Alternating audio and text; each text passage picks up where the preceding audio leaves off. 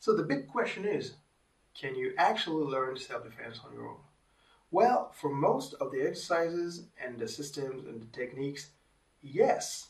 Most of the ancient masters of the art actually practiced solo by themselves. They refined their techniques, their blocks, their punches, and their motions by themselves, usually in the mountains, um, or so the legend says. So, yes, you can actually practice probably 90% plus of everything you're going to see in that course on your own. A few of the techniques will require that you have a partner, but all in all, you don't need a partner to get started. You can bring one in later on.